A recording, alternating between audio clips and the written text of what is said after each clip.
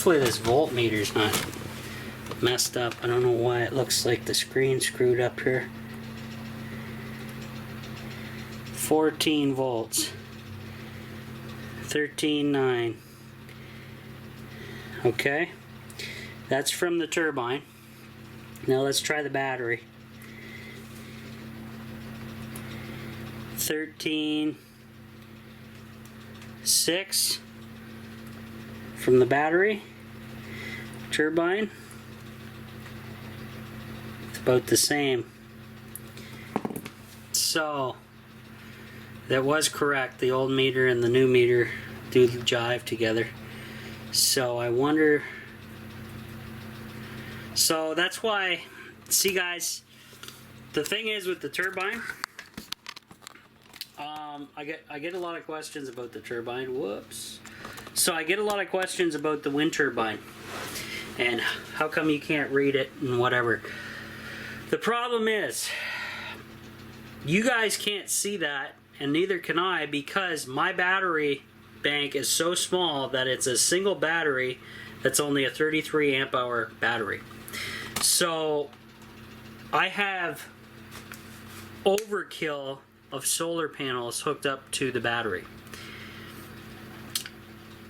and I have 400 watts of solar hooked up to a single deep cycle AGM sealed lead acid battery that's only 33 amp hours that powers the entire tiny house. I need more batteries with huge capacity. Batteries are expensive. That's why I'm relying on the Patreon members and you guys out there to help me out with that. But that is the reason why the wind turbine is not giving me, like, unless I put a heavy load on it with the inverter on, I really can't read what the turbine's producing, because the turbine has a built-in charge controller within the head of the turbine. For my particular turbine, the Coleman. Now, the problem with that is, well, there's no really problem with that other than it doesn't tell you anything. It has no data to show me what's going on. And because my solar system or my battery setup is so small, the turbine, when it runs, it normally has to stop, but it's not applying brakes unless it's super windy. It's basically, how do I put this? Unless the battery bank is under an extreme load and it has capacity to take more energy into it, it will not do anything. And because I have 4 solar panels feeding it through an MPPT charge controller, there's not a whole lot I can show you guys until I upgrade to larger batteries. So hopefully that explains it enough that you understand what's going on. Now, hopefully that's the case. I will do more testing later as finances come for the off-grid tiny house, and we'll get there. We'll get there. But this was a nice, decent test to show what's going on, make sure my meters are both working, and you know, go from there. So we'll see you guys on the next, and yeah, see you next time.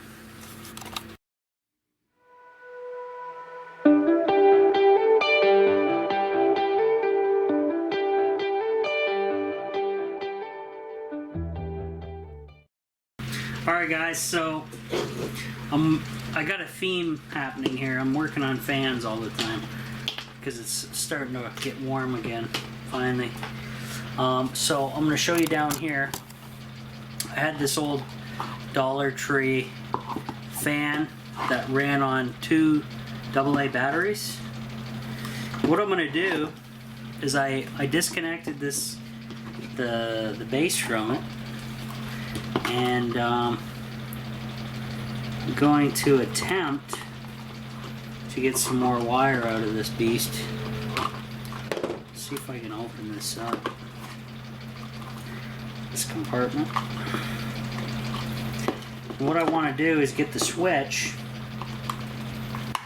and everything else that I can. Actually, yeah, here we go. So under the little padding, I'm going to release these screws, and then, because this thing's pretty much a joke, but what I want to do is take that 18650 that I salvaged from that flashlight that I found, and try to hook it up to this fan, because the 18650 batteries, lithiums, they got some oomph, and I need a bigger screwdriver. And the goal is I'm going to try to run this fan off of those 18650 batteries, and that way it's not a total loss for this little crappy dollar store fan. I think I paid $2 for this thing at the time, and kind of like a little project thing. We'll see. I need to bring all my fine, I have them here. I'm gonna go get them. I'm gonna go get the proper sized screwdriver, and then we're gonna get back to this.